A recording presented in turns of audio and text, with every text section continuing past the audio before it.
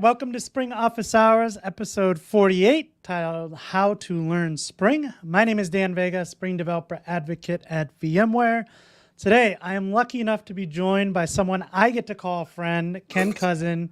He is a Java champion, an author, instructor, and now full-time, or part-time YouTuber, full-time in our hearts, and just an all-around great guy. Ken, how are you doing today? Oh, thank you. Doing great. Thank you very much. It's actually an honor to be here.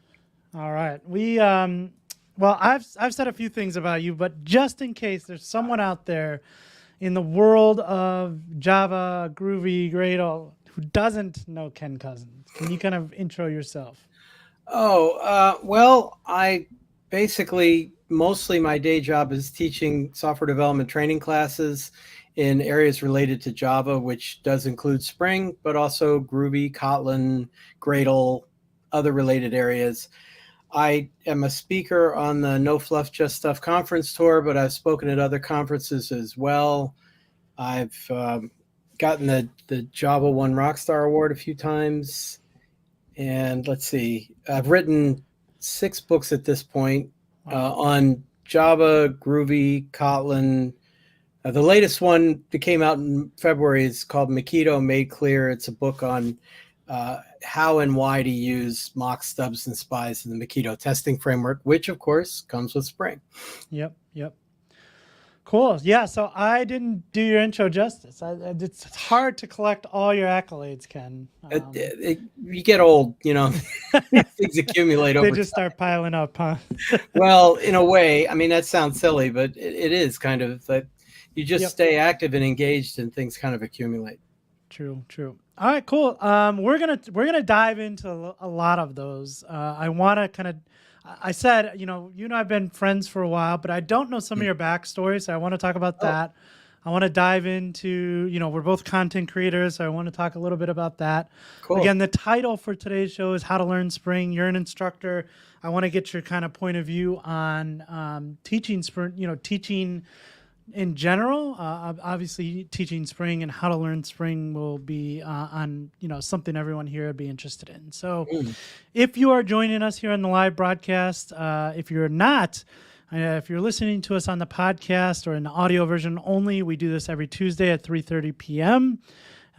You can go ahead and join us live, and if you are live with us, feel free to go ahead and put some questions in the chat. We will see if we can't answer them. If you have questions about Spring in general, I have another instructor with me. He could probably answer some as well. If you have questions for Ken in general, just go ahead and drop those as well. Before we get started, I want to just touch on something really quick. Wow, I cannot believe we are getting here. We're so close. Spring 1 at VMware Explorer is next week, August 21st through the 24th. Next week. That's really crazy to say. We've been kind of prepping for this event for a while. It's exciting. I'm leaving on Saturday. We have some prep stuff to do on Sunday, and then it starts. Spring 1 is day 0 of VMware Explorer. We have a whole day of Spring content on Monday, and then Spring content throughout VMware Explorer. So really looking forward to that. Just a reminder, you can still register for that. I have 3 general sessions. I'll be talking about GraphQL. I'll be talking about Spring recipes with my friend Nate. And I'm also stepping in for a coworker, Jakob, who cannot make it. So I'll be presenting with Nate on Spring for Architects. So it's going to be a busy week. We're also doing a live show of Spring Office Hours next Tuesday at the conference at 3:30 Vegas time. We usually do it 3:30 EDT, but we're doing it 3:30 in Vegas time there. So one more thing, we're also doing a 5K. Deshaun and I are hosting a 5K. So if you're at the conference and want to join us, anyone can join us. You can walk, you can run, you can sprint, however you want to do it. It's a 5K, it's an out and back. So even if you want to just go a half mile, come back, you can join us Tuesday, August 22nd in front of the Venetian at 7 a.m. We're going to get that run in early so everybody can get back, cleaned up, and head down to the conference. So that is Spring 1 at VMware Explorer. Could not be more excited and nervous, of course. I have a lot of stuff to get ready for, so nervous about that. Do you still get nervous about speaking, Ken, or is this just like waking up now for you? It depends on the audience. If I'm in front of an audience that I've done many times, even if the people are different, like when I do no fluff conferences, the hotels are the same every year, the places we Mhm. speak are the same every year. Yeah, it's been a long time since I've gotten nervous for that. Although Yeah. I'm never comfortable the first time I give a new talk. Yeah. Yep. But if Because you it's have an idea of timing, but you're not exactly sure, right? and you Like don't know you, what they're going to ask, that's yeah, always yeah, exactly. Like, hey, are you going to ask something I have no idea about? And I'm just going to have to go, "Oh, I'll get back to you on it later." Oh yeah.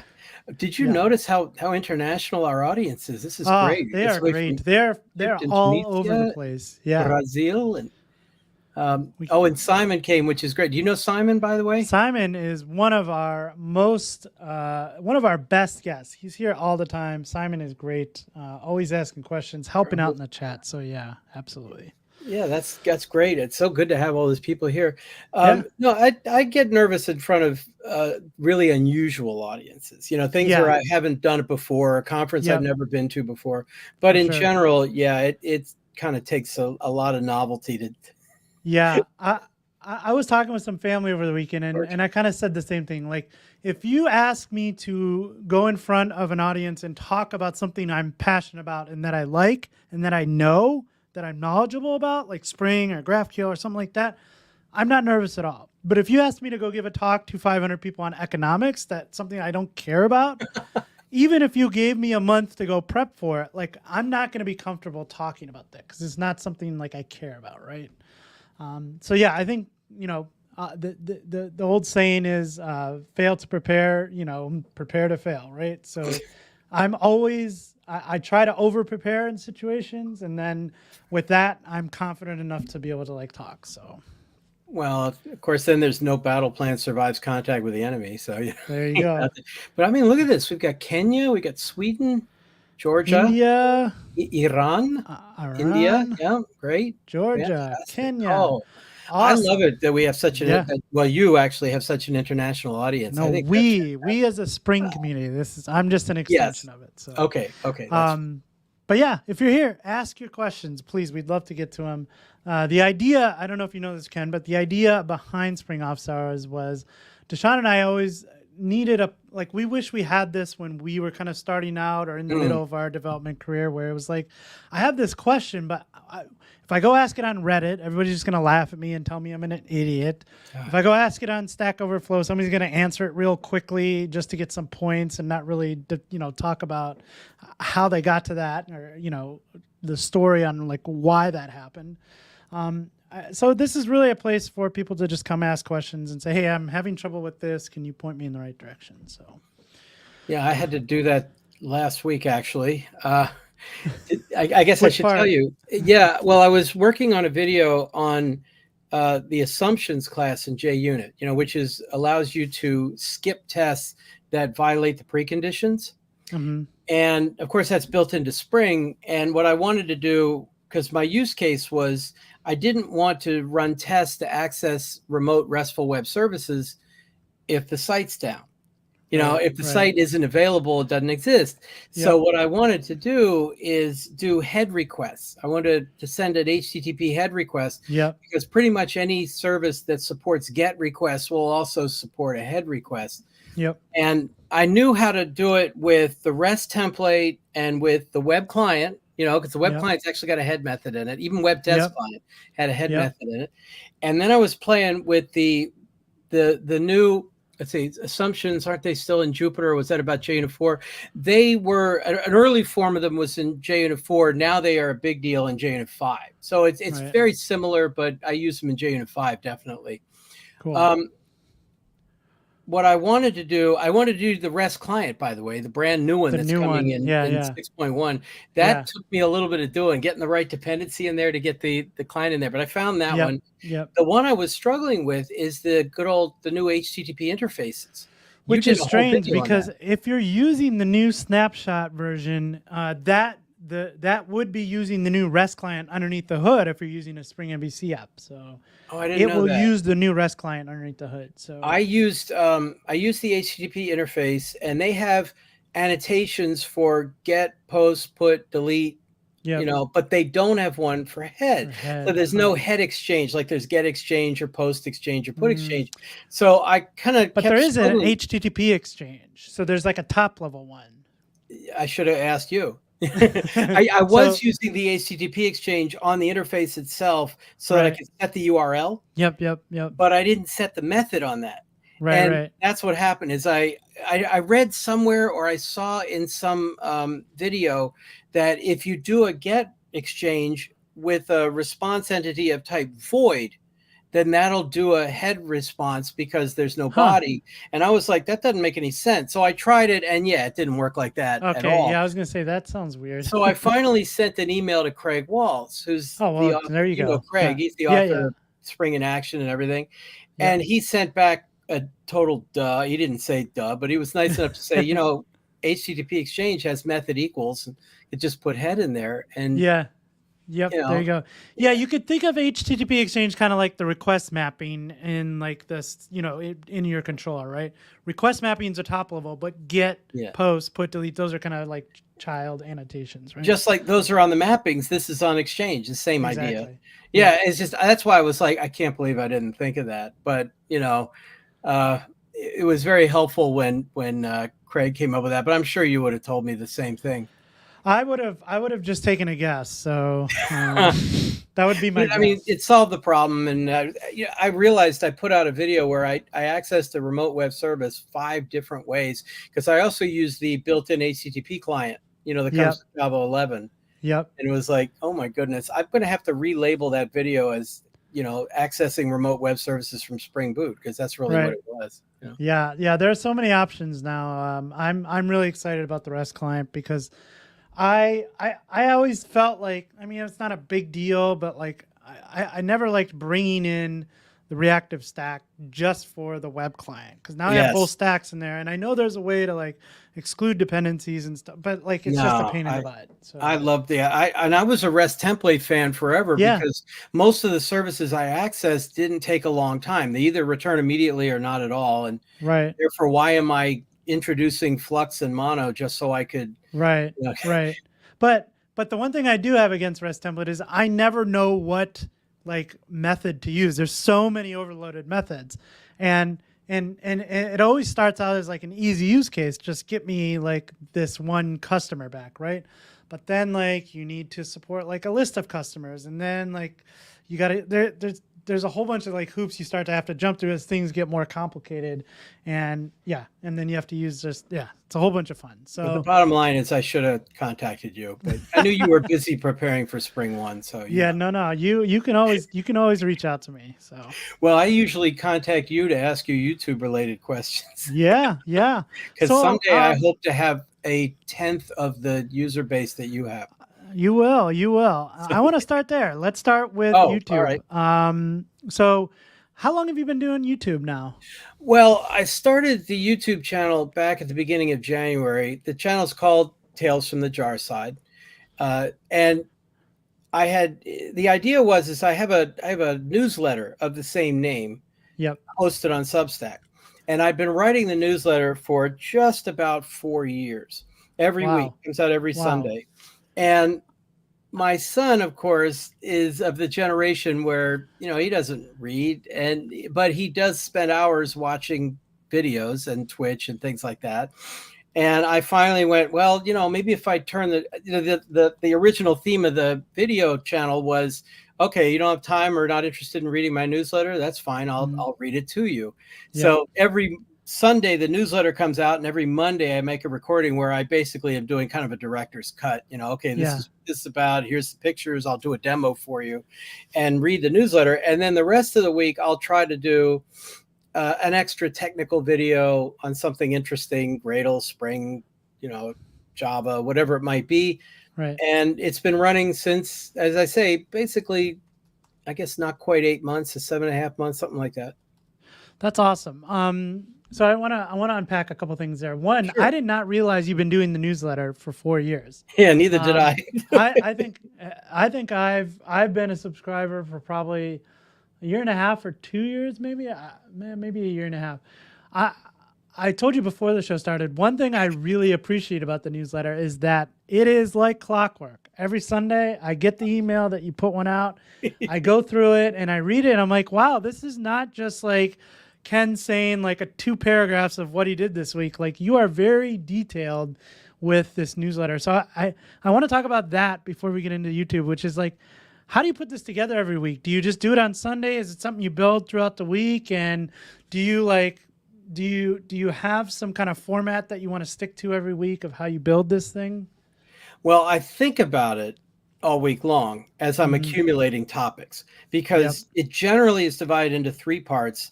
There's sometimes it doesn't have those parts. There's generally a part that's on something I was doing technically during the week.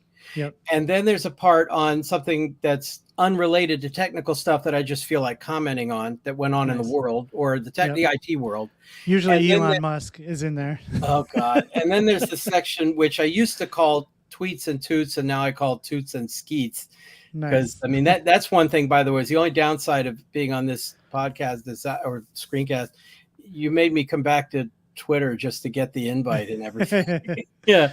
No, so that's the funny stuff I accumulate at the end. So basically the way the newsletter comes together is I just go, well, what did I do this week? I mean, it's a company newsletter for a 1-person company. So what did I do? And I just start writing about it, and then the rest of it just kind of flows. If I'm lucky, I start it like Friday or Saturday. Yeah, that's where I am. And this week I was not lucky. I was just so busy that I didn't even get a chance to start it until Sunday. And then I just keep cranking until it's done.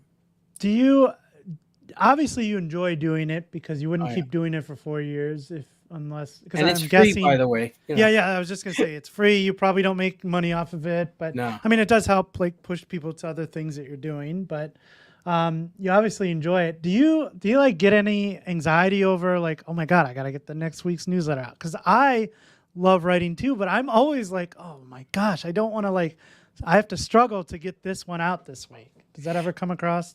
Oh yeah. At first, when I first got the idea, I said to my wife, what happens? I'm a little nervous about doing this, because what happens if I come up with a week and I don't have anything to say? Yeah. And I think she's still laughing at that. Like you always have something to say, Ken. Well, that's the thing. It's like, okay, well, what did I do this week? That's really what it comes down to. What did I get involved in? And it's not like I sat around and did nothing, because even if I did nothing, I was still scrolling on social media. I was still aware of what's going on in worlds like Spring and stuff. So there's generally something to talk about. And if there isn't anything to talk about, I do talk about, some of my backstory, the things that I've been doing for a long time, my history, and it's just stories from all of that time. And it's just amazing how quickly the space limit, I bang up against the space limit on Substack every week. So crazy like that.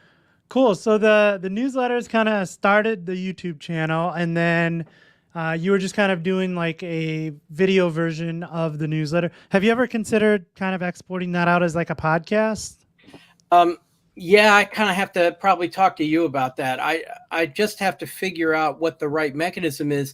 The problem is that when I do the video of the newsletter, it's kind of visual, because I keep putting in comments. It's almost like I'm having a dialogue with myself, where I make sarcastic comments and point out other features and look up things. And then I have, pictures and things like that in there. So I don't really know how well that'll translate to audio only. Yep. But I am tempted, and I'll wait and I'll see how you do it. And again, you've been my guide in a lot of this stuff, whether you meant to be or not.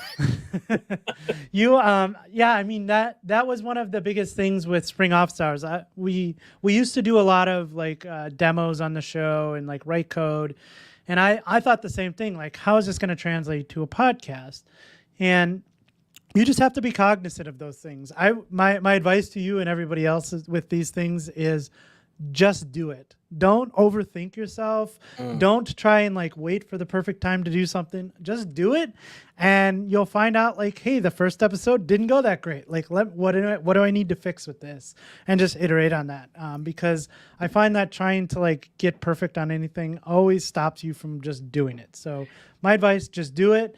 And yeah, I have to be cognizant. Anytime we're like showing the screen, I'm like, hey, for everyone out there in the podcast land, when you get out of your car, come back and watch the video version over on YouTube. So yeah, I would say just keep pointing. And it's a good way to point people to both mediums, right? Like somebody might be joining us right now in the live stream, but next week they might be in a car somewhere. It's like, hey, there's an audio version of this as well. Another related topic is to point out that it's never too late, that it doesn't matter if you think, oh, I missed the opportunity, or I don't know if I can do this, or I'm getting too old for this. I mean, I like to mention occasionally all the books I've written. I didn't write my first one until I was past age 50.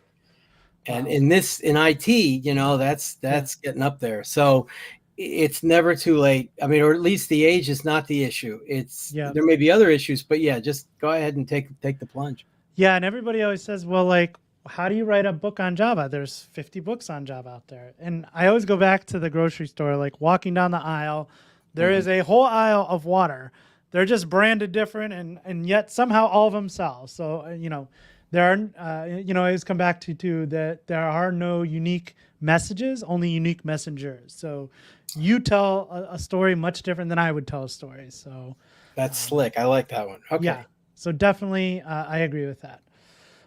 Okay, so you're on YouTube. We just talked before. You had 549 subscribers now. Something like that. Probably like by the time people are listening on the podcast, Ken's going to be well over 1,000. So if you're out there, please head over to YouTube, find Ken Kousen, and go ahead and subscribe to his channel. I put the link in the chat for what it's worth in there. Perfect. I like that question, by the way. Did you see that question that said, what do you think about Spring using languages like Kotlin or Groovy? I loved Groovy for years. I still like it. It's just that it's clear that its moment has kind of passed. It's not like it'll go away. And but I was a big fan of Groovy before Spring was big, you know, and I've used Groovy with Spring a lot. Spring's always been very friendly to these alternative JVM languages. But now, of course, the rise in Kotlin, especially where you get to use coroutines as an alternative to reactive, is very interesting. I'm still waiting for it to kind of break out, because right now Kotlin is still dominated by the Android people. You know, it's the dominant language there. But Spring is very comfortable with Kotlin, and they have a bunch of built-in DSLs as well, domain-specific languages written in Kotlin for a lot of features that work well with it. I still have my hopes that Kotlin will become a bigger percentage of the Spring ecosystem. We'll see. Cool. Yeah. Great answer. So you're doing the video version of the podcast, and then you're putting out another video, like you said, on some other topic. I try. Maybe things that you're working on, like during the week. It's always the plan, but plans change quickly. So I guess, like, from a content creation process, like, how do you pick your next video? Like, what's next? Like, do you have a list somewhere of like topic ideas that you want to work on? How do you kind of come up with that? Well, I'm not doing it the right way, which would be to do a bunch of, you know, beginner courses where I build everything up and try to make all connected videos and all that kind of stuff, which I probably should do. But I have a lot of that already on the O'Reilly platform, the O'Reilly Learning platform. So I have a bunch of videos there that were recorded in a studio and all of that. So instead, it tends to be stuff that strikes me as interesting, that I just, in my courses, I notice that a lot of people don't really understand or know about. Like, I made a whole video on talking about the functional interfaces in JUnit. It's not just executable. There's also like throwing supplier. It's like, what the heck is that doing there? And I made a video about, okay, that's what these are all about. So it's generally driven by what I happen to run across that I thought, you know, I've been telling this story in classes for years. Let's turn it into a video. And I expect I'm always worried I'm going to run out of those. You know? I keep a list of like ideas that I want to turn into videos, and that list is The same as my learning list, like a mile Yeah. long. I'm probably never going to run out. It's always, but I'm never going to get to a lot of them because there's always something new I want to work on. Right. And like I was in a class and we were trying to do Java preview features. It was the Yep. latest features in Java, Yeah. and somebody was trying to use Eclipse on the GitHub repository where I was using some preview features, and I couldn't believe how many hoops you had to jump through to make Eclipse bend to that. Yeah. And I thought, well, I'm going to forget all this, so I made a video out of it, so That's that some good. people who run into that problem could do it. So that's usually a source of it. But you're absolutely right. There's just so many topics out there that would be good to address. Yeah. So another thing I'm curious about, because I always struggle with this too, is you get a bunch of questions. So maybe you have questions in class. You have things that you're interested in. So you're interested in JUnit, Makito lately.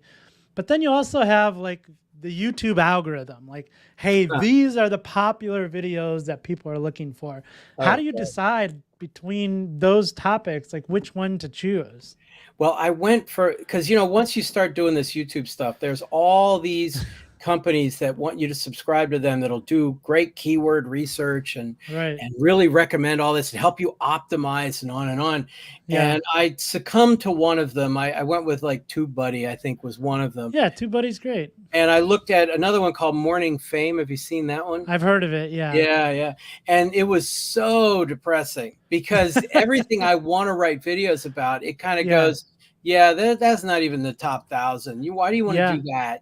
Yeah. You're like, I'm like, you don't know the people I know. And besides, this is the interesting stuff to me. I want to talk about this. And I've been trying over and over again to keep telling myself, it doesn't matter if it's one person and it helps that one person. That's what really helps. That's what matters. Yeah. But it's really hard. It is a struggle. It's a struggle to not jump on the, what do they call? Actually, I made a video directly related to you. There's something called, what's it called? It wasn't called clickjacking, but the idea was figure out what a popular video's keywords were. Right. And make something close enough to that so that you'll be a recommended video when somebody else watches theirs. So you did that video on, I forget what exactly. I think it was the HTTP interfaces. Yeah, maybe that. Yeah. And I made one that actually put you on the freaking cover, in the thumbnail. And said, this is a response to Dan Vega. And I just kind of went off on a complete tangent. But I got to admit, half the reason I made that is I knew you'd laugh. Yeah, that was really good. And the mentions, I appreciated the mentions in the newsletter too. Oh, but yeah, it's always a struggle because like I mean, I do this to help people, but if you tell yourself that, then the way to help people is to get more people in front of a video, right? So there's a fine line there. I always come back to one for them, one for me. So I put a list together and I go, this is the one I want to make. I don't care if it gets 10 views. I mean, it never does, but like that's the one I want to make. This is the one the algorithm wants me to make. So I'm going to go ahead and try and make this one. The problem is a lot of that's not as predictable as I thought. Yeah. I mean, some of the ones I didn't expect to do well do a lot better. Yep. It is. I haven't figured it out yet. And I've read every book and used every tool. So. Then we have to talk again. Actually, I was looking at the one below that, the one on Graal. Sorry. Came in, that question from Silvio. That's right below that. All right. So the question is, I don't know anything about, Graal native or something similar be dominant, right? You notice that there's actually two approaches there that are becoming popular. I mean, Graal native, the native image tool inside of the Graal virtual machine is definitely making an impact, especially because Spring Boot, especially in 3.1, made it so straightforward to try that. I still haven't figured out how to create the settings to make it ignore certain classes and stuff. I'm sure you know all about that. Yep, we can sit down one day and go through that. Yeah, I'll have to talk to you about that. But at any rate, that's really hot right now. The one that's the up and comer, the alternative is they call it crack, right? Coordinated restore at checkpoint. That's the one. And it's basically, if I understand it correctly, and that's, who knows, it's basically keeping the JVM warm. It's like, okay, we're halfway here. We're going to stay there. And then when the request comes in, we'll go the rest of the way, and then we'll just go back to our previous, ready for the next request mechanism. Right. And Instead of that having to bring up the entire VM environment, it brings it up once and takes a snapshot of that and says, hey, here, instead of the cold start, here's where we're going to start. We're going to start warm. And then, as you said, just kind of continue from there. So, yeah. Yeah. And it'll be interesting to watch over, I'm guessing, the next year, maybe, to see the two of them fight it out. Because the problem with native image is, while it's very effective, you're going against the fundamental philosophy of Java. The whole write once, run anywhere is gone.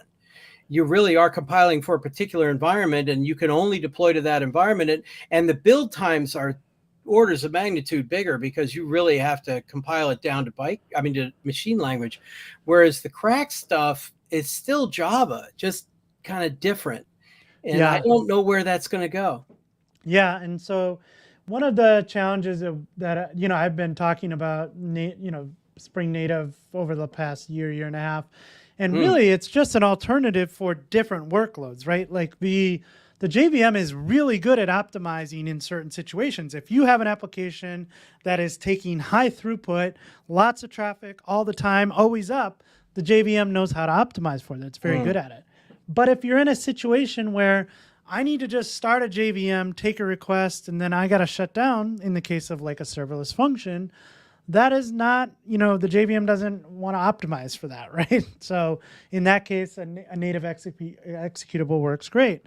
And I think for certain workloads, it's really good. And yes, there are pros and cons to that approach. There are benefits, trade-offs, like everything. But for me, the build time doesn't really become an issue because I'm not building the native executable on my local machine in my inner loop development, right?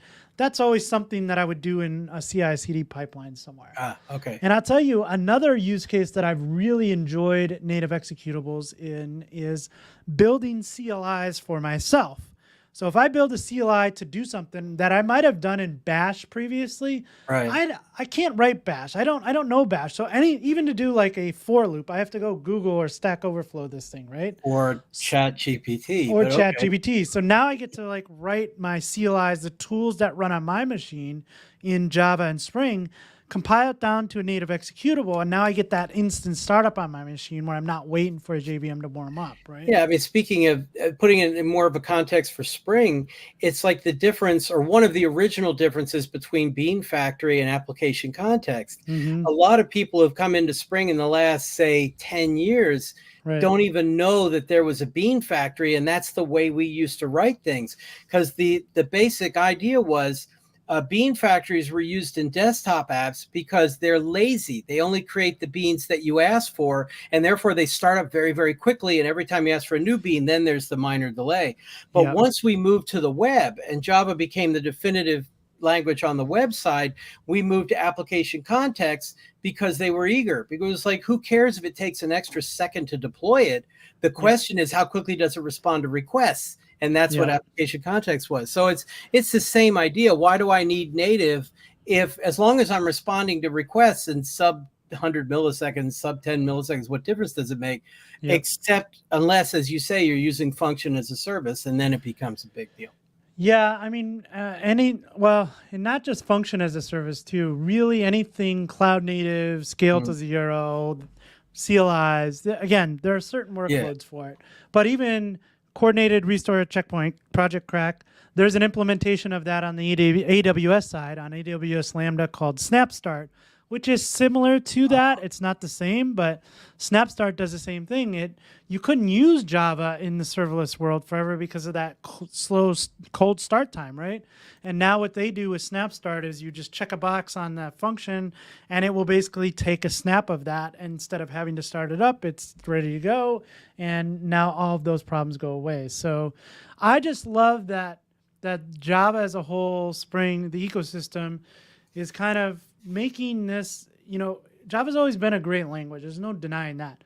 But it did have some shortcomings where other languages came in and said, we can do things better there. And I think Java as a whole now is really well-rounded. Like it's versatile, and you can use it for everything.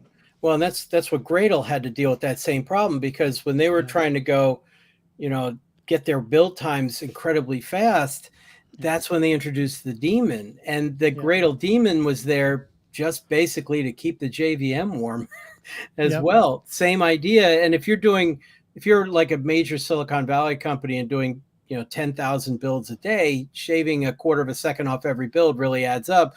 But if Yep. you're like, I don't know, like me at any rate, then I don't even notice it. But you run with the daemon on.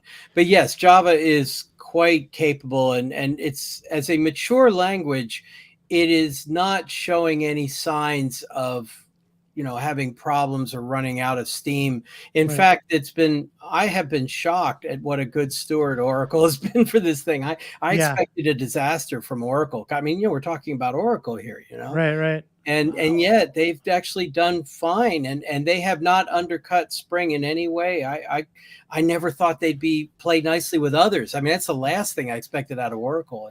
Yeah, Oracle's been great, and we have a lot of friends at Oracle, so Yeah, big fan of Oracle. I wouldn't go Okay. that far, but yeah, I'm a Well, friend of my fans at Oracle. Yeah, I'm a big fan of the people over there at Oracle and yeah. everything that they're doing. So, okay, before we run out of time, I want to kind of come back to, again, we talked about that you are an instructor. I know you do some teaching on the O'Reilly platform. You have some courses. I know you do consulting over at KenKousenIT.com, some training. Before we get into the books, how did becoming an instructor, how did you get started becoming an instructor? Well, it's funny, like so many people in IT, I was a career changer. I was a research scientist. My goal had always been to be a professor. That's what I wanted to do. Well, that wasn't my original goal. My original goal was I wanted to join Starfleet. I mean, like everybody in my generation did. And sadly, that didn't look like it was going to work out.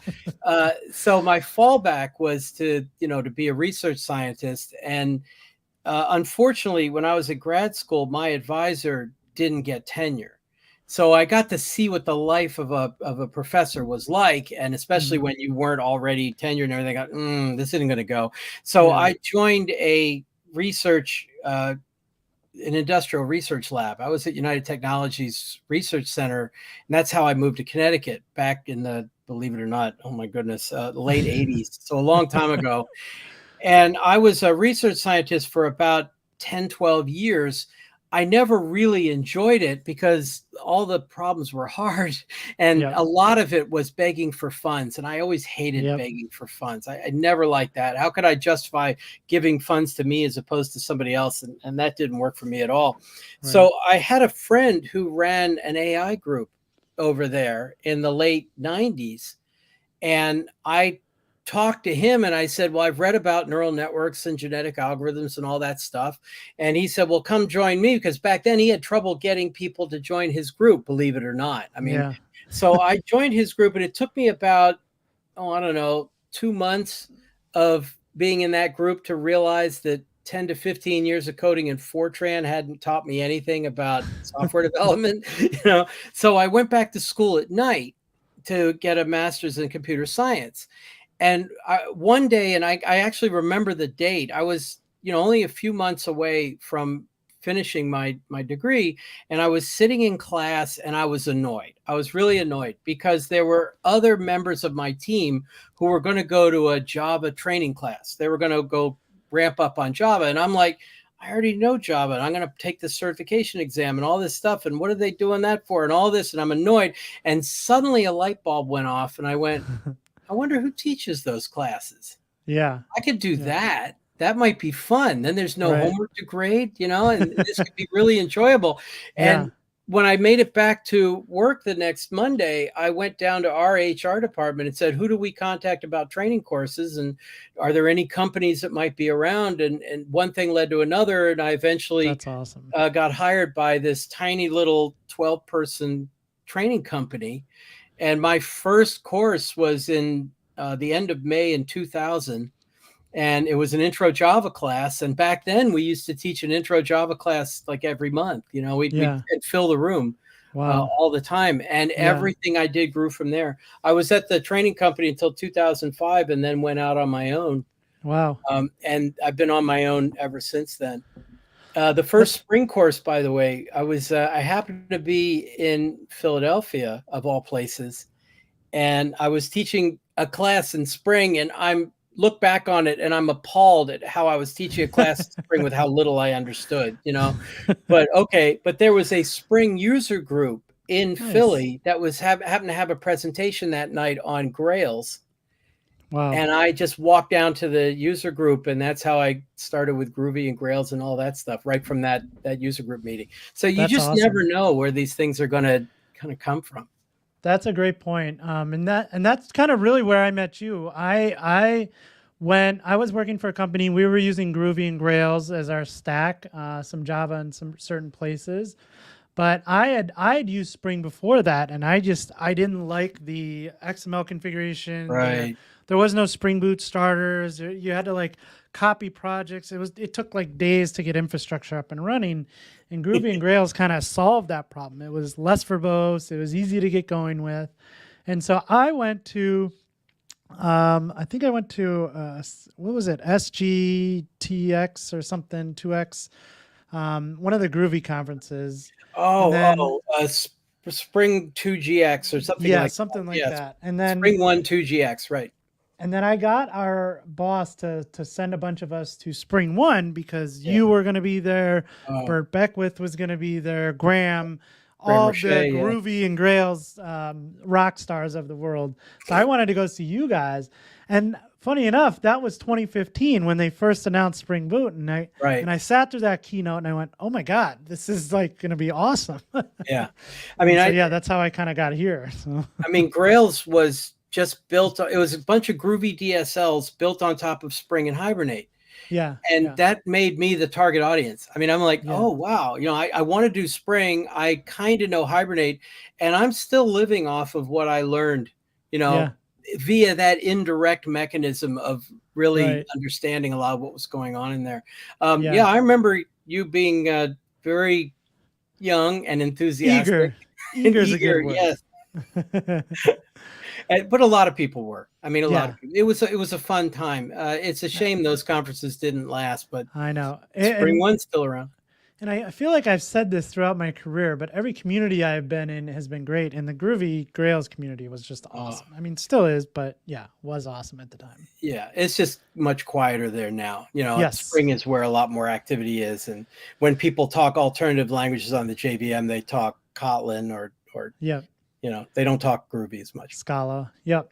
Yeah, Scala. I think Scala lost a lot of steam to Kotlin, frankly, but that's my opinion. No, I agree. Okay, so you're an instructor. You're going through. You're teaching all kinds of different courses throughout the years. Was that just kind of an easy segue to writing a book? How did you wake up one day and decide to write a book? Well, especially you said you just started doing that. It's weird. I'd always wanted to write a book, but I never expected to write a technical book. Like when I hated my job back in the late 80s, early 90s. So this was not long after I'd started my job there. I got this crazy idea that I was going to be a science fiction writer. And I joined a group of a bunch of other people. And as a team, we wrote like trying to write a story a week kind of thing. It was this thing called a Dare to Be Bad challenge. No matter how bad they are, just keep writing. This was, there were a couple of authors who suggested this. And I generated like 25 short stories, about 2/3 of a novel, and they were all bad. I think I collected 120 rejection slips, something like that, but a couple of very minor sales that you can actually find online, believe it or not, very minor. But I realized that writing fiction was not really what I was interested in. I liked having written, but I didn't like writing it that much. So I kind of stopped, and it was also using the same muscles I was using to do research, so that wasn't good. It's going to cost me my job. But I'd always had an interest in it. Well, I started going to those no fluff conferences in the late 2000s on my own dime. And there were people there who were a lot of book authors.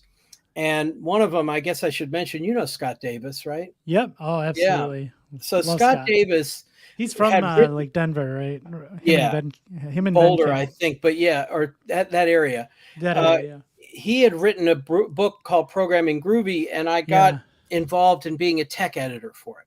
So I was a tech editor for like 2 or 3 books from there, because tech editors get paid in, contributor copies. So it's like they want all the, but that's partly how I learned it. And I got to know that stuff. And then Scott got involved in another book, which he wrote 5 pages and then kind of sat there for a year, and the publishing company was getting really annoyed. Oh boy. So the editor contacted me because I'd proposed books otherwise that hadn't gone anywhere. And he said, look, do you want to be a co-author with Scott? And I said, oh, I know Scott. Sure, I'll be happy to. Yeah. And Scott was fine with it. So I joined that book. And a year after that, I generated about, I don't know, 100, 120 pages. And Scott still had those same 5 pages. So he turned the book over to me. And I took over and was about, 3/4 of the way done, maybe further than that, when O'Reilly did one of their periodic, like, we're going to get rid of a lot of books that are not going to do well. And they canceled the book right like that. So I had to then repropose it at other places. And I went to Manning and proposed it. And that's when I renamed it Making Java Groovy. And that's where it all started. I have that book. I was going to say author Ken Kousen. Oh, you're the one.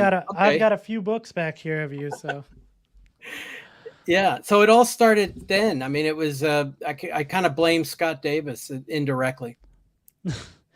Man, I hope I can meet Scott one of these days. Cause I haven't he's a character. heard from him in a while, but I remember like watching all of his stuff on YouTube and his conference talks, and he's just one of those like dynamic speakers that whenever he says something, you're listening to it no matter what it is. So. Yeah, he was a rock star. I mean, a real one, Yeah, Or I think it's Neil Ford who likes to say, when you get to be really well known in the speaker community, it's everything like being a rock star without the money or the fame or the rock and roll too. So yeah. So Venkat would be like Venkat's a rock star. AC/DC these days. Yeah, Josh Long, same idea. Yeah, exactly. Yeah. So I guess, do you have any advice? So I'm kind of in the same camp as you.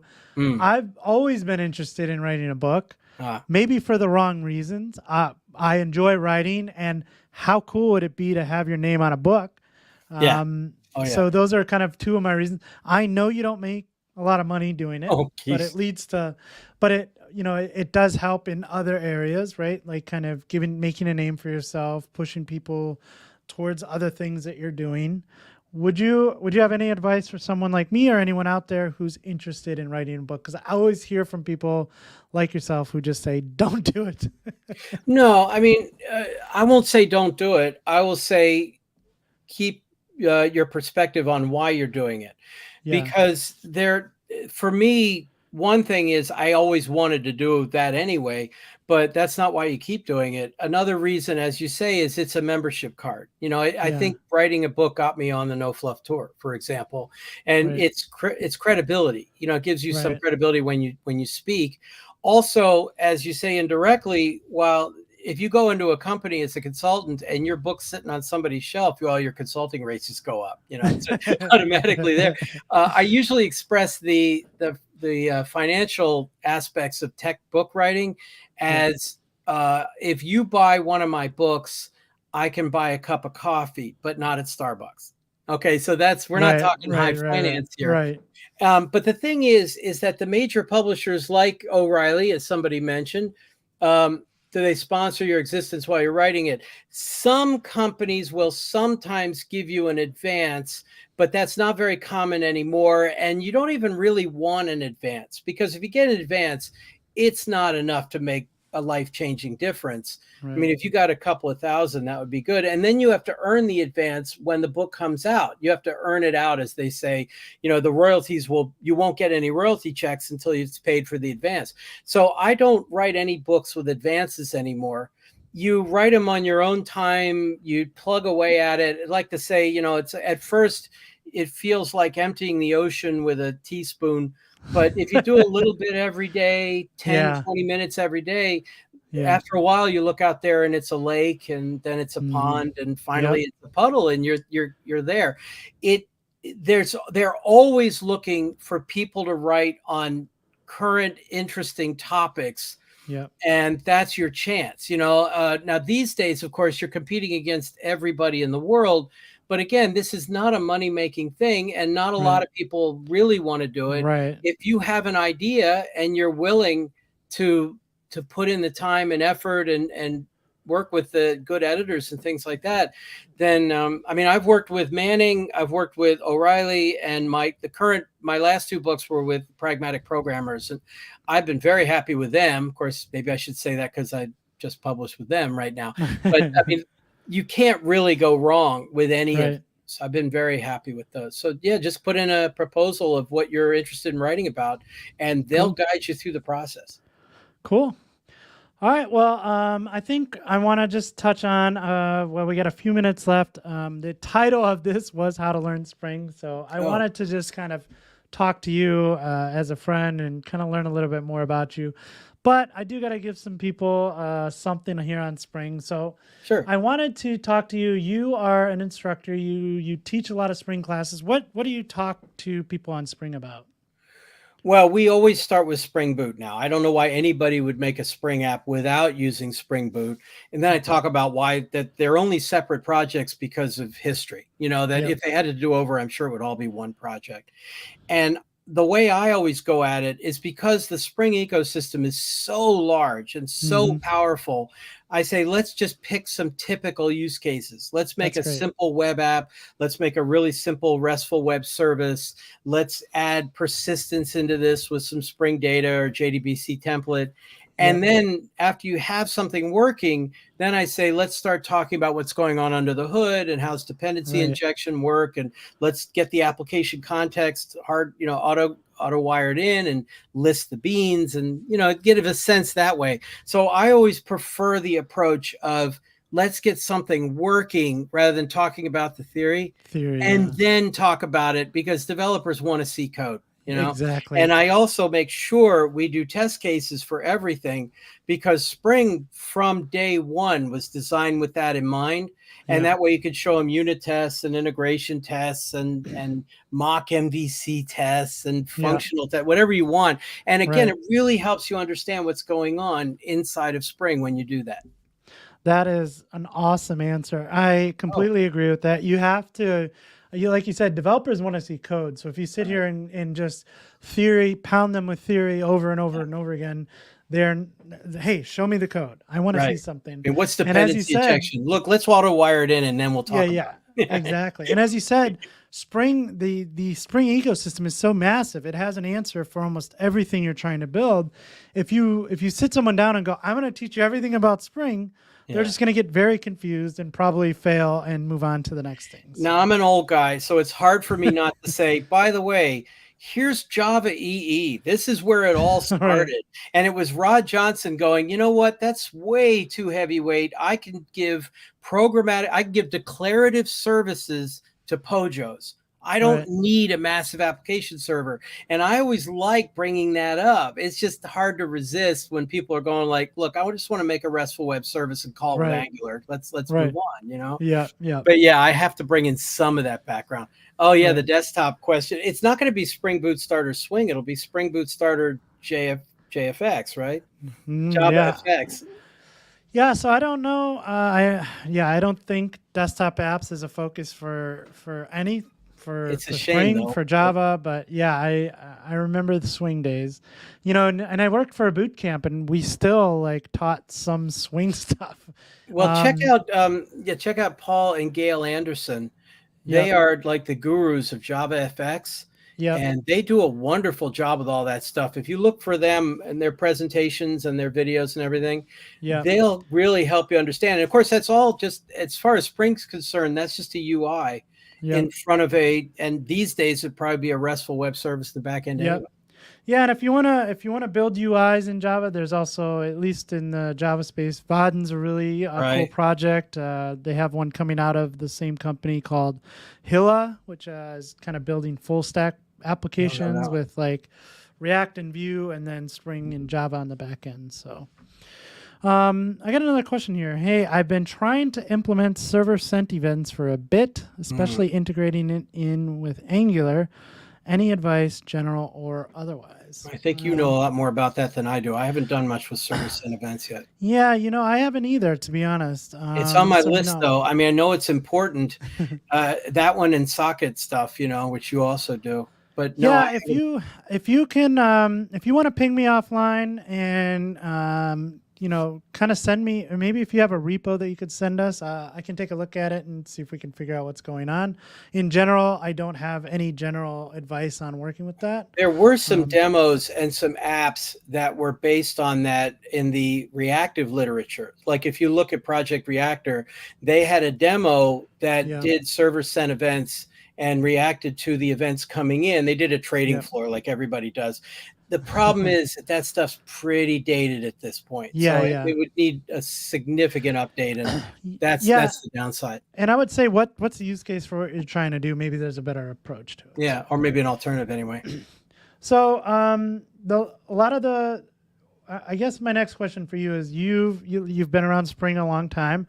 We did an episode on Office Hours a couple weeks ago on why Spring. What got you into Spring? Why do you continue to use it? Why do you continue to teach it? I got into it for the wrong reason. I got into it because it was getting popular and I needed to teach classes that were popular. I didn't like it when I first got in, like you, because I kept stumbling over Maven and figuring out I didn't understand what dependency injection was doing. Why am I writing all this just to replace 2 lines of Java? I couldn't understand it. But as I got more into it, and again, my real path into Spring was through Grails, then I started to see how it all worked together and how it basically is all of your infrastructure.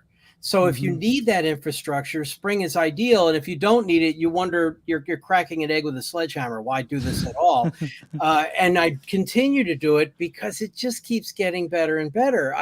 They streamline everything. They add in every possible capability. There's so much to it I still don't know and learn. There's parts of it I don't like, not because it's Spring, but because just security is so boring and frustrating. Yes. I follow your videos for that. But I've still, and of course, the other thing that's a benefit for me is there's still a huge demand for it. Yeah, I just would like to teach a Spring class in Kotlin more than once every other year or something.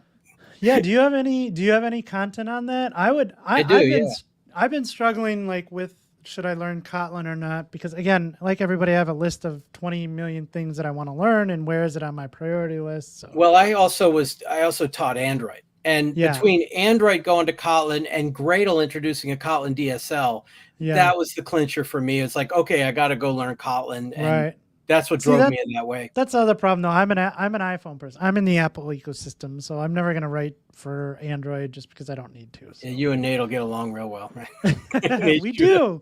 We're going to be golfing next week in Vegas. He's sold his soul to Apple. I'm convinced.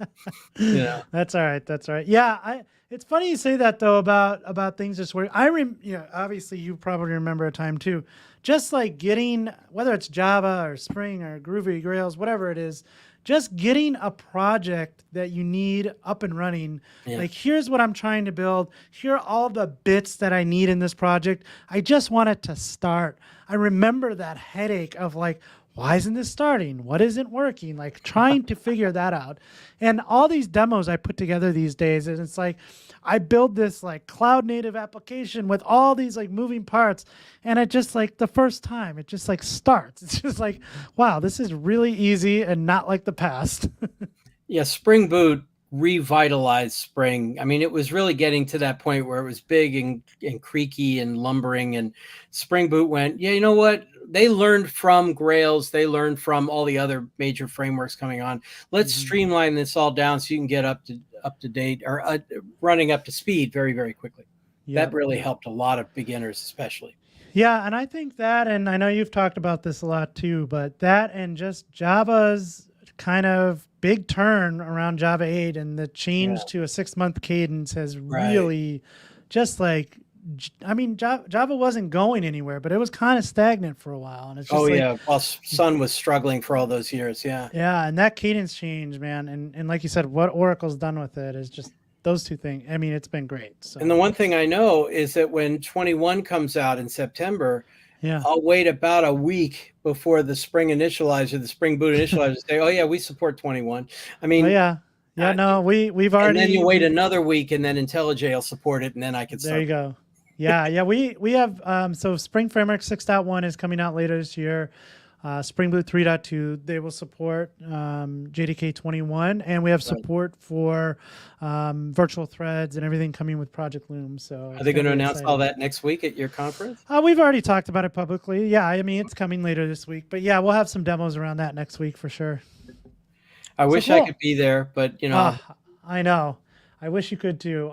We finally got to see each other at DevOps after a long hiatus because of COVID and not traveling, and that was awesome. So hopefully we'll get to do it again soon. So cool. Let me just see if we have any more questions before we get out of here. I did see. I know. I'm pretty big.